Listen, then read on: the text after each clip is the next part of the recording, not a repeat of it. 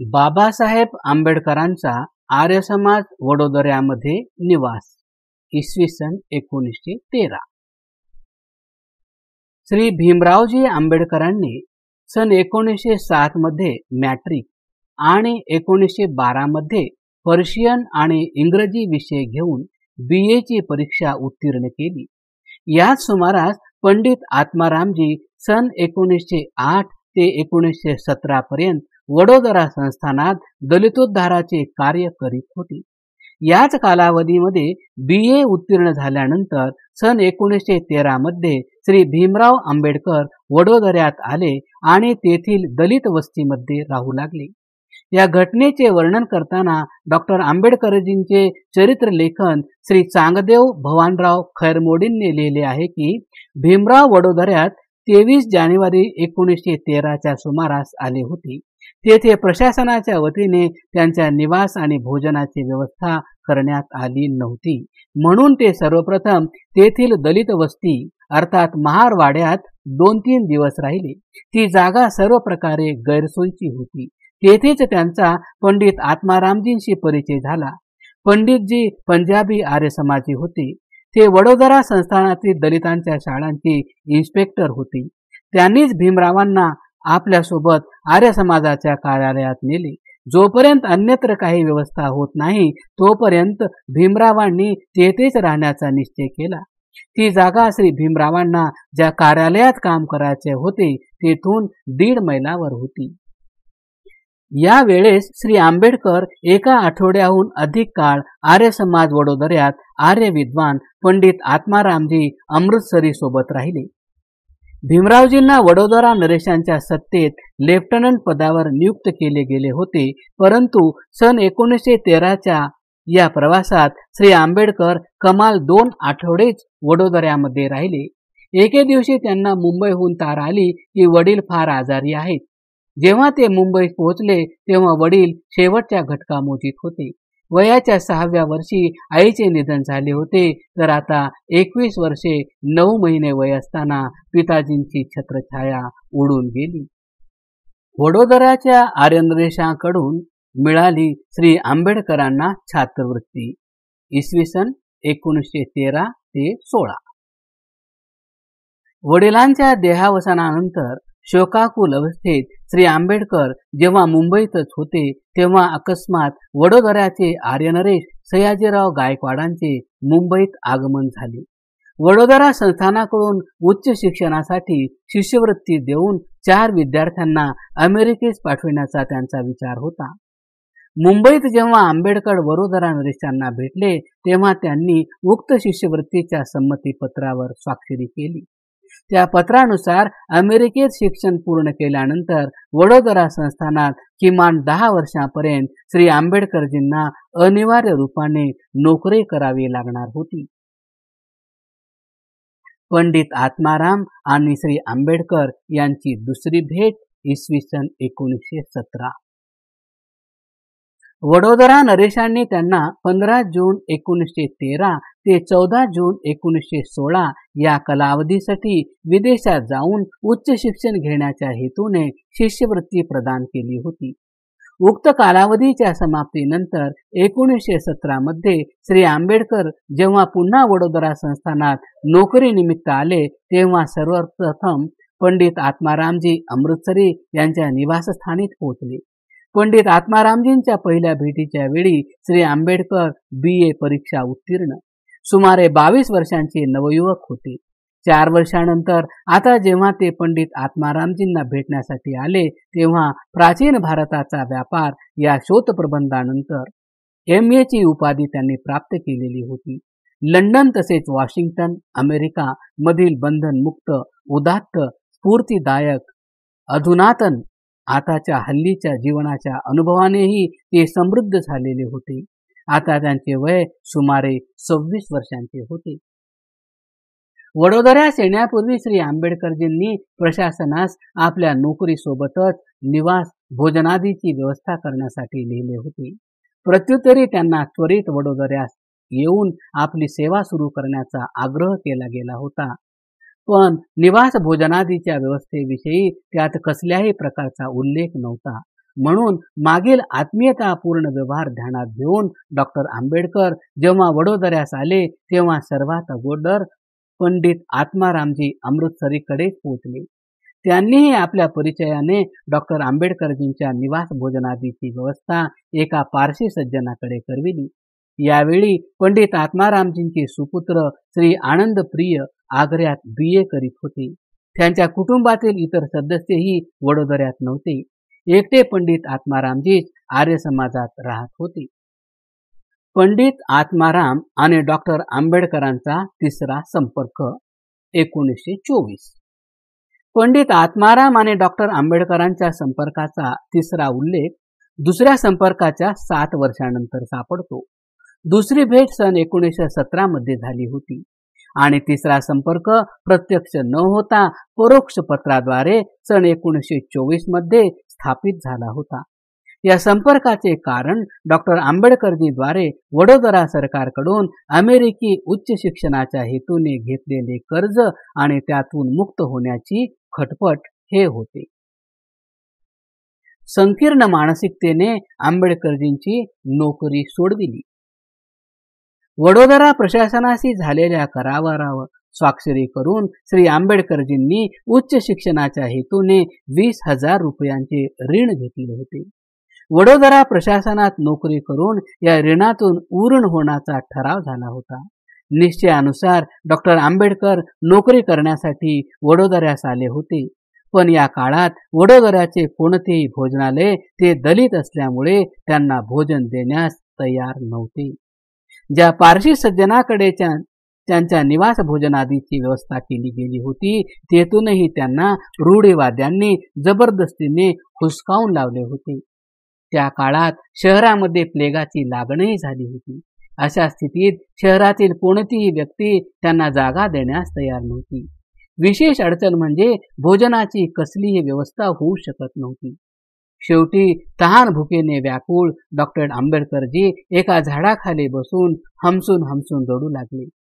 एक उच्च विद्याविभूषित व्यक्तीस केवळ यासाठी नाकारले जात होते की ती जन्माने दलित आहे. वडोदरा नरेश तर त्यांना अर्थमंत्री बनवू इच्छित होते, परंतु त्या क्षेत्राचा त्यांना कसला अनुभव नसल्यामुळे सैन्यात सचिवाच्या रूपात त्यांची नियुक्ती केली गेली होती. सेनेचे सचिव पदही एक प्रतिष्ठित पद होते. या नियुक्तीमुळेही उच्च वर्गीय आतल्या आत कुडत होते.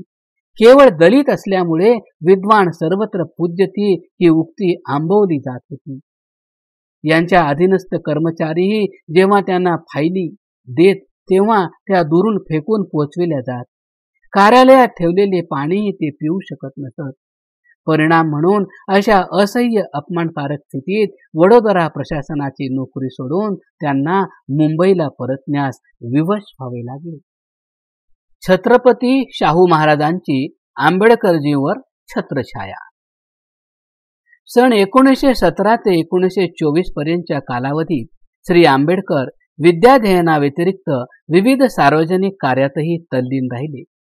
सन 1923 मध्ये जेव्हा ते लंडनमध्ये विद्याध्ययन करीत होते तेव्हा त्यांनी कोल्हापूर नरेश शाहू महाराजांना 200 पौंडांची आर्थिक मदत देण्याची विनंती केली होती.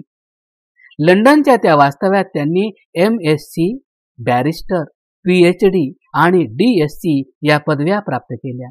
1923 पूर्वीही शाहू महाराज श्री आंबेडकरजींना विद्याध्ययनासाठी 1,500 रुपयांची मदत देऊन चुकले होते.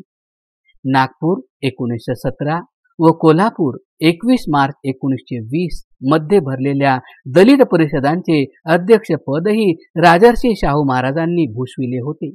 या दोन्ही परिषदांमध्ये श्री आंबेडकरजीही उपस्थित होते. याच कालावधीमध्ये श्री आंबेडकर आणि शाहू महाराजांची सर्वप्रथम भेट कोठेतरी झाली असावी. 31 जानेवारी 1920 ला आंबेडकरजींनी सुरू केलेल्या साप्ताहिक मूक नायक पत्रास शाहू महाराजांनी 1,000 रुपयांचे दान दिले होते. सप्टेंबर 1920 मध्ये विद्याध्ययनासाठी श्री आंबेडकर लंडनला गेले होते. त्यापूर्वी बहिष्कृत समाज परिषद, अस्पृश्य समाज परिषद, बहिष्कृत हितकारिणी सभेची स्थापना आणि संचालन त्यांनी केले होते. बहिष्कृत समाज परिषदेची स्थापना तर त्यांनी मे 1920 मध्ये नागपुरातच केली होती. आर्थिक संकटाच्या काळात डॉक्टर आंबेडकरांचे पंडित आत्मारामजींना पत्र. लंडनहून परतल्यानंतर बॅरिस्टर आंबेडकरांनी जून 1923 मध्ये आपल्या वकिली व्यवसायाचा प्रारंभ केला. 5 जुलै 1923ला ते हायकोर्ट वकीलही झाले, पण दलितांप्रत समाजात उपेक्षा भाव असल्यामुळे त्यांचे आर्थिक उत्पन्न एवढे नव्हते की करारानुसार वडोदरा प्रशासनाच्या ऋणातून उरण होणे शक्य व्हावे. आता श्री आंबेडकरजींचे वय सुमारे 33 वर्षांची झाली होती. वडोदरा संस्थानाकडून पैसे परत करण्याविषयी तगादा सुरू होता. अशा स्थितीत त्यांना 9 डिसेंबर 1924ला आर्य समाजी विद्वान पंडित आत्मारामजी अमृतसरींचे स्मरण झाले आणि पत्र लिहून त्यांनी हे स्पष्ट केले की आमची आर्थिक परिस्थिती अद्याप अशी झाली नाही की आम्ही एखाद्या निश्चित कालावधीपर्यंत हप्त्याने कर्ज परत करू शकू. तात्काळ पंडित आत्मारामजींनी वडोदरा प्रशासनास डॉक्टर आंबेडकरजींच्या व्यथेशी सुपरिचित करविले आणि त्यांना याविषयी सहानुभूतीपूर्वक विचार करण्याचा आग्रह केला. परिणामी वडोदरा नरेश श्री सयाजीराव गायकवाडांनी हे कर्ज प्रकरण कायमचे रद्द करून टाकले. बाबासाहेबांच्या जडणघडणीत आर्य समाजाच्या त्रिमूर्तींचा अविस्मरणीय सहयोग. वडोदरा आणि कोल्हापूर नरेशांनी बाबासाहेब आंबेडकरजींना स्वदेश आणि परदेशात शिक्षण घेण्यासाठी बरेच आर्थिक सहाय्य प्रदान केले होते. श्री आंबेडकर जेव्हा BA मध्ये शिकत होते तेव्हापासून वडोदरा नरेशजींनी त्यांना दरमहा 15 रुपयांची शिष्यवृत्ती देण्यास आरंभ केला होता. या दोन्ही प्रगतिशील आर्य नरेशांच्या निमंत्रणावरूनच आर्य विद्वान पंडित आत्मारामजी अमृतसरींनी पददलित आणि उपेक्षित समाजासाठी आपल्या आयुष्याची जवळपास मूल्यवान 3 दशके समर्पित केली होती. श्री सयाजीराव गायकवाड, राजर्षी शाहू महाराज तसेच पंडित आत्मारामजी अमृतसरीकडून श्री आंबेडकरजींना क्रमशः सहृदयतापूर्वक आत्मीयता आणि अविस्मरणीय आर्थिक सहाय्य प्राप्त झाले होते. हे तिन्ही महापुरुष मनापासून आर्यसमाजी होते. महर्षी दयानंद आणि त्यांनी लिहिलेल्या सत्यार्थ प्रकाशावर या त्रिमूर्तींची गहन आस्था होती. मराठी सत्यार्थ प्रकाश प्रकाशित करण्यात वडोदरा आणि कोल्हापूर नरेशांनी वेळोवेळी उल्लेखनीय आर्थिक सहाय्य प्रदान केले होते. पंडित आत्मारामजींनी तर उर्दू सोबतच पंजाबी भाषेतही सत्यार्थ प्रकाशाचा अनुवाद केला होता. श्री आंबेडकरजींपेक्षा पंडित आत्मारामजी वयाने 3 वर्षे थोर होते. त्यांनी आंबेडकरांना त्या काळी आपले पितृतुल्य वात्सल्य प्रदान केले होते. जेव्हा रूढीवादी संकीर्ण समाज वडोदऱ्यात त्यांच्या निवास भोजनादीचीही व्यवस्था करण्यासाठी तयार नव्हता, उच्च अधिकारी असून सुद्धा त्यांना कार्यालयात ठेवलेले पाणी सुद्धा पिण्याची अनुमती नव्हती आणि त्यांच्या हाताखालचे कर्मचारी सुद्धा फायली आधी त्यांच्या समोर दुरून टाकीत. पंडित नरदेवरावजी वेदतीर्थांनी आपल्या आत्मकथेत पंडित आत्मारामजी विषयी लिहिले आहे. अद्भुत वक्तृत्व, अनुपम कार्यकर्तृत्व, अनथक लेखक, अद्वितीय प्रबंधक आदी गुणामुळे मास्टर आत्मारामजींचे नाव आर्य समाजाच्या सर्वोच्च नेत्यांच्या ओळीत ठळकपणे दिसणारे होते. मास्टरजी मोठे मिळून मिसळून वागणारे, विनोदी आणि निरभिमानी पुरुष होते आणि त्यांची दिनचर्या अशी होती जसे घड्याळाचे काटे वेळ कधीही वाया जाऊ देत नसत. कट्टरपण विचारशील सामाजिक होते. यांचा विद्याविलास आणि स्वाध्याय प्रबळ होता. वडोदऱ्यामध्ये जेवढी म्हणून सामाजिक जागृती दिसते आणि जेवढ्या म्हणून संस्था आहेत त्या सर्वांचे श्रेय मास्टरजींना आहे. वडोदऱ्याचे महाराज यांच्यावर अत्यंत प्रसन्न होते आणि यांना त्यांनी राजरत्न, राज्यमित्र, राव बहादूर आदी पदव्यांनी विभूषित केले होते. डॉक्टर आंबेडकरजींनी आपल्या एका सुपुत्राचे नाव राजरत्न ठेवले होते. पंडित आत्मारामजींच्या उदात्त गुणांच्या स्मृतीतच श्री आंबेडकरजींनी वरील नाव ठेवणे असणे असंभवनीय आहे.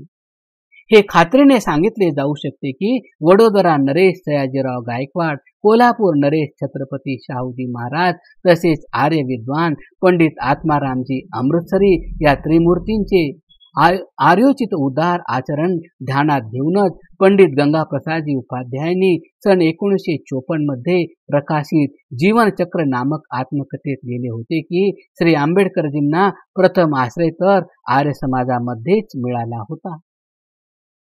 आर्य महापुरुषाप्रत डॉक्टर आंबेडकरजींचा कृतज्ञता भाव.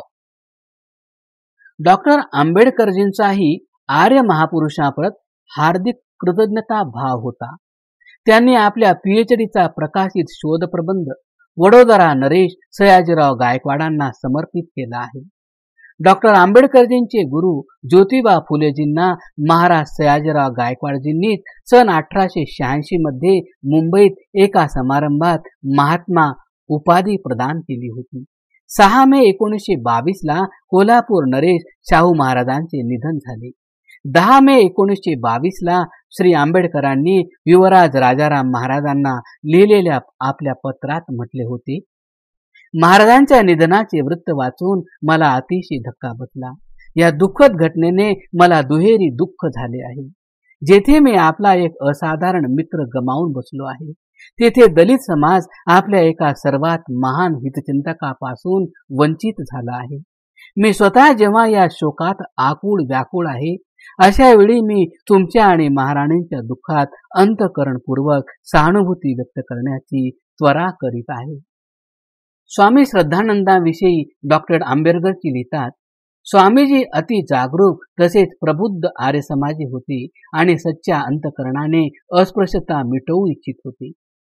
सुप्रसिद्ध राष्ट्रीय व आर्य समाजी नेते लाला लाजपत रायांची सन 1915 मध्ये अमेरिकेच्या एका पुस्तकालयात श्री आंबेडकरजींशी भेट झाली होती. लालाजींनी तेव्हा या भारतीय विद्यार्थ्यास मोठे आस्थापूर्वक कुशलक्षेम विचारून राष्ट्रीय विषयावर चर्चा केली होती. आंबेडकरजी दलित समाजाशी संबद्ध आहेत ही माहिती तर लालाजींना बराचसा काळ गेल्यानंतर मिळाली. लालाजी संबंधी डॉक्टर आंबेडकरजींनी लिहिले आहे, त्यांचे पिताजी आर्य समाजी होते म्हणून त्यांना आरंभापासूनच उदार मतवादाची गुटी पाजली गेली होती. राजनैतिक आणि सामाजिक दोन्ही दृष्टींनी ते क्रांतिकारी होती. दलितोद्धाराच्या आंदोलनात ते विश्वसनीय, प्रामाणिकता आणि सहानुभूतीसह सम्मिलित होते.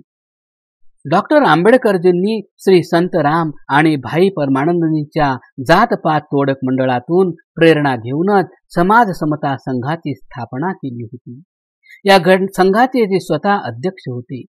भारतीय समाजास आणि राष्ट्रास भाई परमानंद आणि श्री संतराम यांच्यासारखे सार्वजनिक कार्यकर्ते ही आर्य समाजाचीच देणगी आहे. बाबासाहेब आंबेडकरजी आपल्या आयुष्याच्या पूर्वार्धात वेदोक्त पद्धतीने संपन्न होणाऱ्या विवाह उपनयनादी संस्कारांत आणि श्रावणी कार्यक्रमात सहभागी होत असल्याचे दृष्टीस पडते. घरगुती आणि सार्वजनिक पत्रामध्ये जोहार ऐवजी नमस्ते लिहित असल्याचे दिसतात. सहभोजन आणि आंतरजातीय विवाह आदी समाज सुधारणेच्या उपक्रमांत सक्रिय आस्था दाखवितात. निश्चित रूपाने त्यांच्या या सर्व गतिविधींच्या पार्श्वभूमीत महर्षी दयानंद आणि आर्य समाज आंदोलनाची अविस्मरणीय प्रेरणा होती.